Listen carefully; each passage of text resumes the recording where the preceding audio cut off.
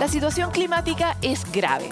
No lo digo yo, sino la sistemática entrega de alarmas y datos que han arrojado los informes del Panel Intergubernamental para el Cambio Climático. El asunto es que nos quedamos cortos.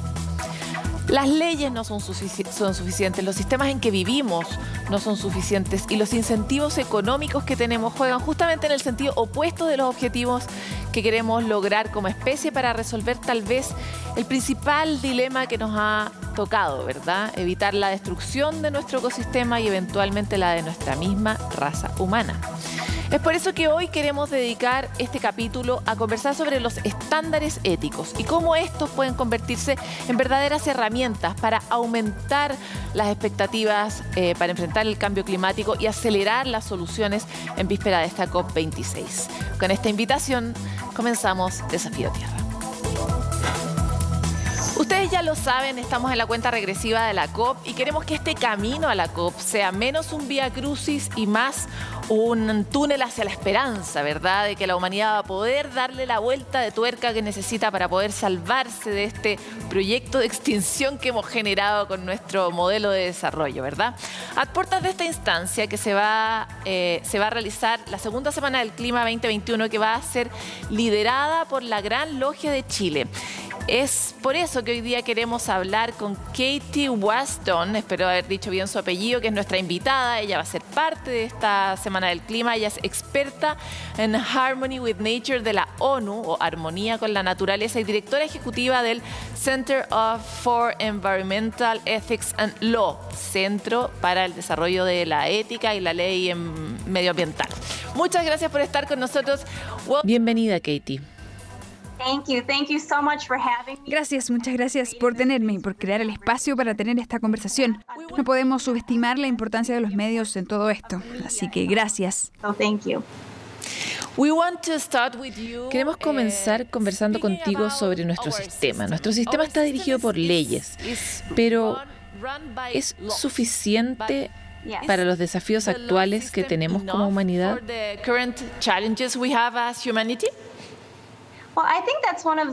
Bueno, yo pienso que esa es una de las importancias que tiene la ética, porque los apuntalamientos de todas nuestras leyes para los gobiernos, para las democracias, son principios de ética.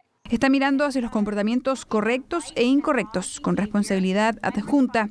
Y eso va a nivel individual, a nivel familiar y a nivel organizacional, por sectores y estados nacionales. Y sí, las leyes son una parte fundamental de eso y puede visibilizar lo bueno del sistema, pero también puede hacer notar lo malo.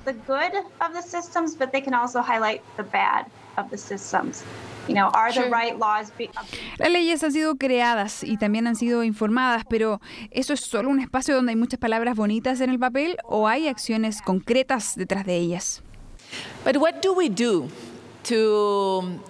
¿Pero qué hacemos para transformar la ética y las grandes reglas? Es difícil para la humanidad tener un sistema regido por la ética. No lo tenemos. Es algo que hemos perdido durante nuestro proyecto de desarrollo. ¿Qué podemos hacer para volver a traer la ética al centro de la discusión? Yo creo que necesitamos ayudar a las personas a entender mejor a lo que nos referimos por ética, porque no es una conversación académica liderada por un grupo de élite. Sucede en realidad todos los días. En cada decisión que tomamos hay apuntalamientos éticos y leyes. Pero también hay presupuestos. Los presupuestos son declaraciones de prioridades, declaraciones de ética. Entonces, lo que yo hago es poner en evidencia esos apuntalamientos éticos para avanzar en mejores leyes y también para destacar los daños del sistema actual. Por ejemplo, el principio fundante y más importante para la sociedad y el cambio climático es el deber de no dañar. Y si ves que se está haciendo daño, sana ese daño y previene el comportamiento que lo causa. Y después de eso, relacionado a esto, está la justicia. Entonces, si tú causas daños como nación, organización o industria, debes dar cuenta por ese daño. Las emisiones históricas son un daño a diario. Y todo esto está en realidad conectado.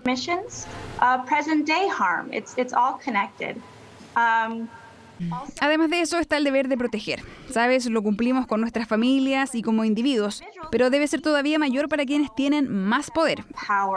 Entonces, las naciones tienen un deber de proteger a sus ciudadanos y reconocer que parte de ese trabajo de proteger a los ciudadanos está en el hecho de que todos estamos conectados.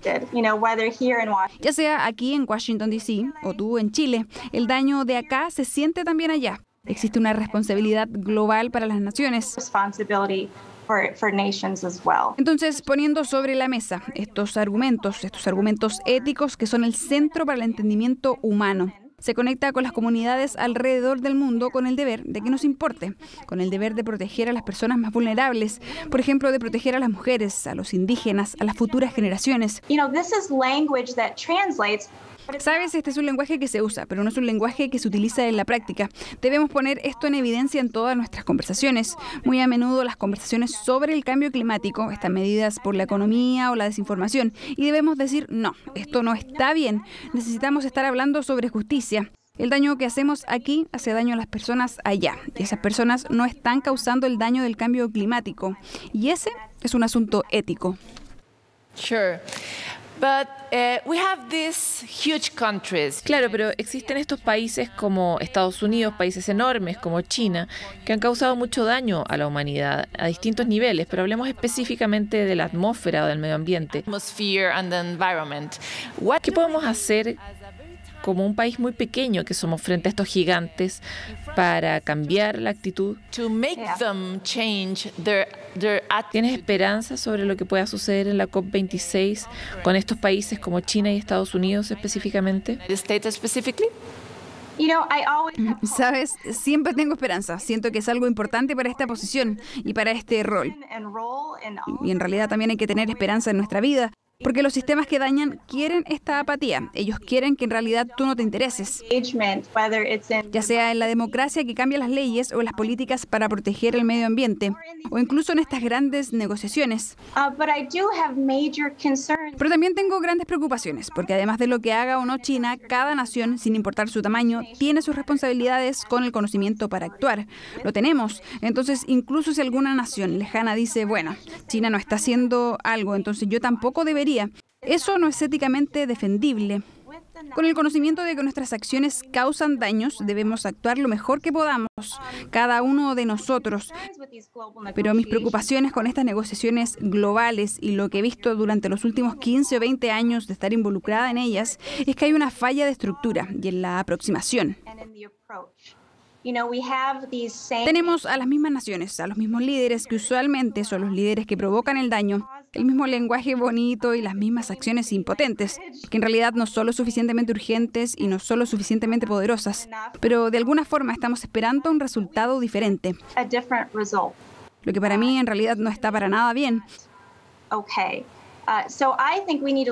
Entonces yo creo que debemos mirar hacia la estructura de las negociaciones, porque no debería suceder que países como Estados Unidos o Australia, por ejemplo, estos grandes estados negociadores, tengan más poder que el G77, que ahora tiene más de 120 estados.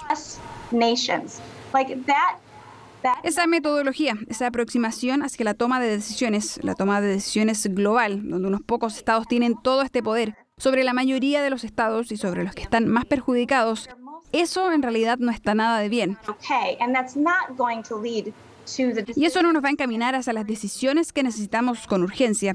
Simplemente no lo hará, así que yo creo que hay asuntos importantes relacionados con la estructura de las negociaciones. Porque tú tienes naciones que ni siquiera tienen una intención de seguir los acuerdos, así que tenemos que afrontar estos grandes problemas de poder y también balancear un poco los poderes. So we have to address these big issues of power imbalances. Let's talk about the local problems. We live in Chile and we have... Vamos a hablar ahora sobre algunos de nuestros problemas locales. Nosotros vivimos en Chile y hemos visto tantos casos de desastres ambientales que han sido observados por los gobiernos y los líderes, por personas durante años y años, y nadie hace nada al respecto.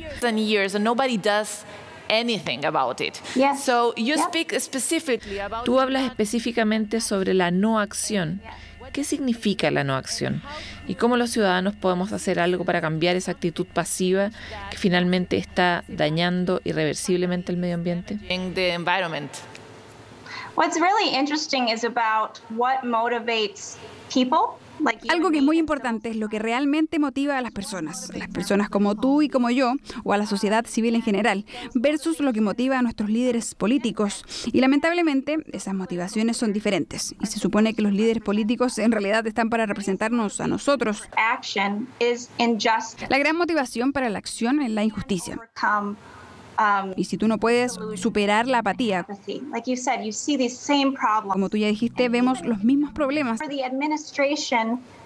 Incluso en los gobiernos donde la administración cambia, la ideología también política que administra cambia, sigues viendo inacción. La inacción no es acción, es la no acción, y generalmente es la acción más dañina. Existe una frase: el silencio solo beneficia a los opresores, y siento que la inacción de cara a la injusticia, de cara al daño, porque los daños en realidad al medio ambiente son siempre daños al ser humano. Esa es una de las grandes fallas éticas de los liderazgos, de nuestros gobiernos y de sus líderes, el no responder. Y también pasa que después, si ellos crean dificultades para la justicia, tienes una comunidad entera que está dañada, pero no tienen ningún tipo de accountability por ese daño. Pero ¿qué pueden hacer frente a eso? Y esa es una parte de mi trabajo, de mi acercamiento, de difundir el principio de la solidaridad. Yo visito comunidades alrededor del mundo y usualmente todo inicia por una historia de daño. Y muchas veces ellos comparten el mismo daño. Ellos no tienen poder, no tienen una voz en los gobiernos o las decisiones que les afectan, pero luego ponemos en evidencia esto y compartimos estas historias con otros para que vean que no están solos y también que pueden aprender entre ellos. Esa es una forma en cómo podemos reunirnos, cómo podemos unir fuerzas. Y esto es como podemos unirnos también para enfocarnos en las mujeres o al enfocarnos en los cuidados diarios que deben darles. Entonces ellos comparten esas historias para intentar afrontar la inacción de los gobiernos, esta falla de los gobiernos e incluso también su inexistencia por completo. Y uno de los temas de la comunidad con la que trabajo en Gary, Indiana, es la ausencia completa de gobierno. ¿Cómo asistimos y cómo se supone que trabajemos a través de esto? Y la respuesta es a través de la solidaridad, a través de la unidad, de la comunidad y del bien común. Katie, I want to say thank you for this interview. Katie, te quiero agradecer por la entrevista. No tenemos más tiempo, pero esperamos escucharte en la Semana del Clima 2021 aquí en Chile. Thank you very much. Keep doing your good work. Thank you so much. Hasta aquí llegamos con esta entrevista. Es importante comprender el gran problema que subyace finalmente detrás de este modelo donde los más débiles, los más chicos, los cuya voz menos pesa, son aquellos que reciben los peores impactos de las decisiones de los más grandes, ese daño del que habla Katie. Es un problema de justicia, es un problema de democracia, es un problema de cómo ejercemos también la ciudadanía, y esas son las invitaciones que hacemos en este camino a la COP para tener, ojalá, mejores resultados. Vamos a una pausa y volvemos con más.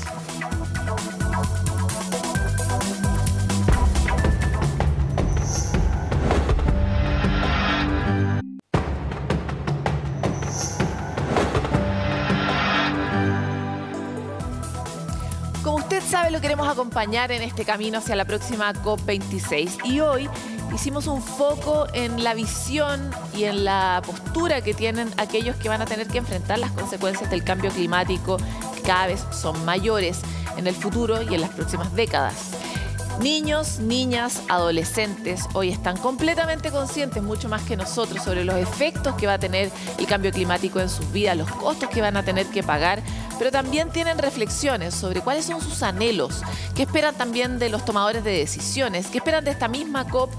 Es lo que les contamos en el siguiente reportaje de la periodista Magdalena Fuenzalida junto al equipo de Desafío Tierra. Esto era Paine. Así está hoy. Y es que tanto Luciano como su mamá han vivido en una ciudad muy distinta.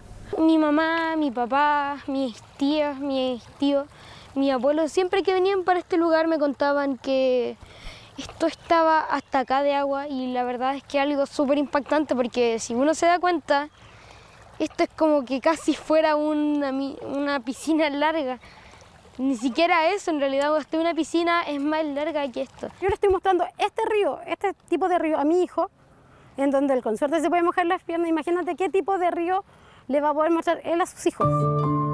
Un futuro incierto y en que escenarios como estos han generado reacciones. Yo me he dedicado a luchar por el medio ambiente. Si le pone empeño y si le pone corazón a algo, va a lograr cualquier cosa.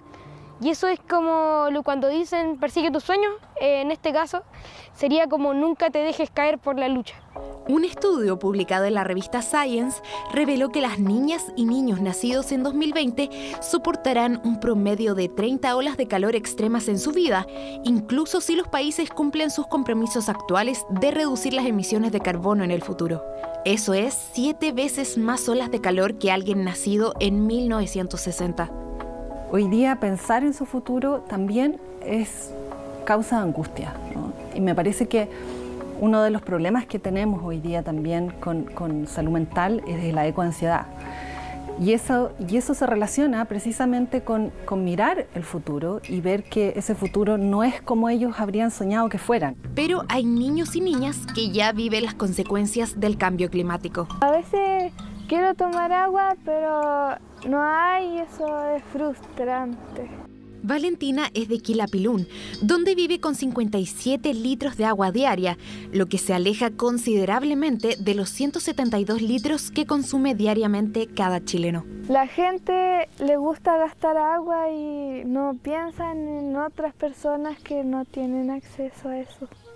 Si seguimos así, en 2050 la situación será más extrema. Los veranos podrían durar 4 meses y la extinción de algunos alimentos, como el chocolate, el café, el plátano y la palta. Situaciones como estas generarán la migración de miles de personas. Es por esta imagen del futuro que a los jóvenes se les ha denominado generaciones de sacrificio.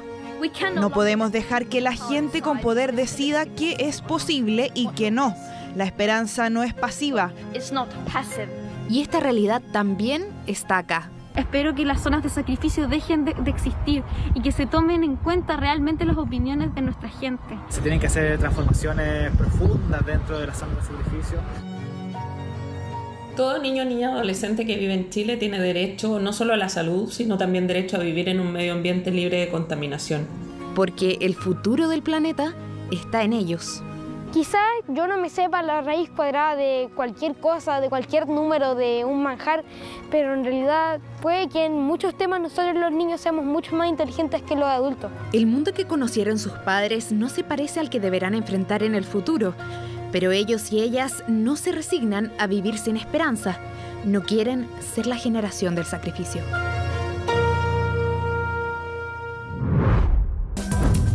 Nunca habíamos sido tan conscientes como lo somos ahora de que todas las decisiones que tomamos tienen un impacto en el planeta, ya sea porque tiene una huella hídrica o tiene también una de carbono o tiene todas. ¿De qué se trata? Magdalena Fuenzalida nuevamente al rescate de nosotros se lo explica en la siguiente cápsula. Sabemos que consumimos mucha agua, ya sea para tomar, cocinar o lavar. Pero ¿sabías que tu huella hídrica es mucho más que eso? Hagamos un ejercicio. Te preparas un desayuno, café y un pan con huevo. En esa sola taza de café se han gastado 130 litros de agua. En esa tostada, 20 más. Y en ese solo huevo, 200 más. Es decir, acabas de gastar más de 340 litros de agua. Esto es igual a que te duches durante 25 minutos. Harto, ¿no? Tenemos una huella hídrica y entre todos tenemos una huella de carbono. Las grandes potencias son los grandes responsables del CO2 que nos mantienen bajo esta crisis climática. Tu consumo y el de la humanidad son muy importantes para las decisiones que se adopten en esta COP26, porque el planeta necesita de la ayuda de todos y todas. Bueno, en esta ruta hacia la COP26 nosotros queremos entregar también una posibilidad de esperanza, no solo porque somos muy positivos, sino porque existen buenos ejemplos de cómo uno podría enfrentar las consecuencias del cambio climático, mitigar un poco los efectos y no afectar tanto a veces a las comunidades. Ese es el caso de este experimento que realizaron expertos en el Cajón del Maipo creando un glaciar artificial. Se inspiraron en una tecnología desarrollada en el Himalaya. Imagínense qué buena historia la que le va a contar ahora María Paz Ortiz.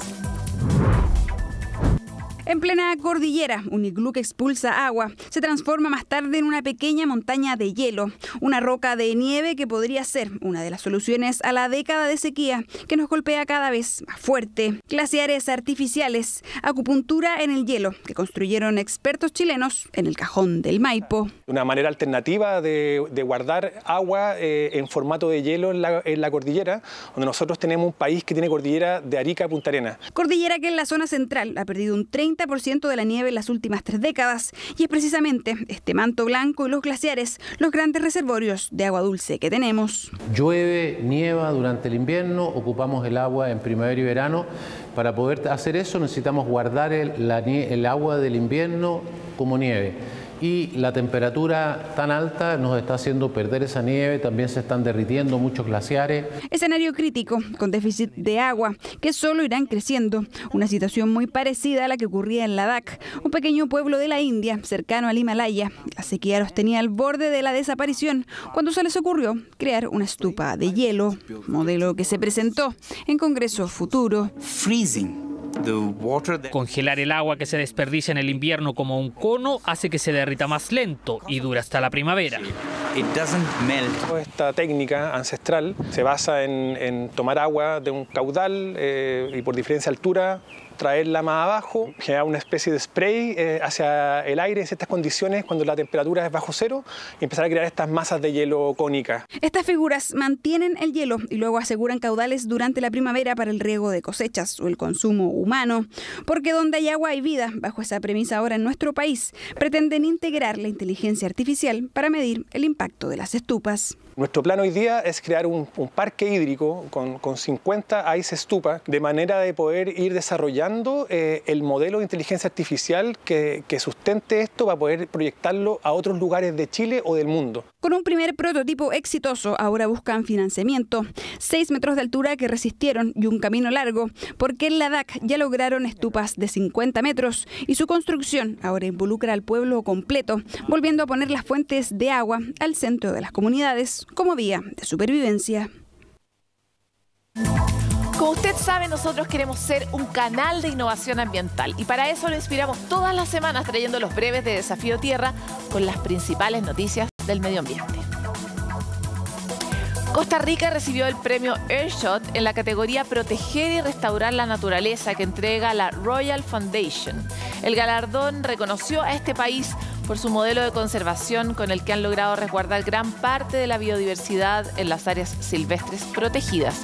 Las autoridades locales anunciaron que se invertirá más de 1.3 millones de dólares obtenidos por este premio en replicar el modelo de conservación de ecosistemas terrestres en los ecosistemas marinos.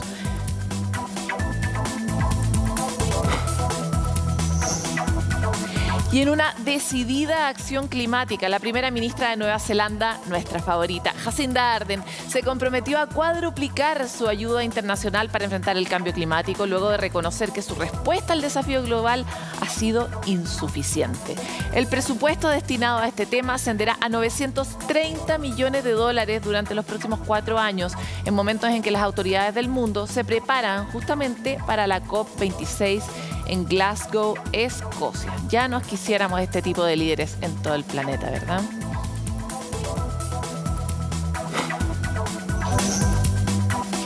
Lástima que terminó el Desafío Tierra de hoy, pero pronto nos veremos con muchas más noticias ambientales para inspirar la buena toma de decisiones que necesitamos pronto. Nos encontramos en otro capítulo.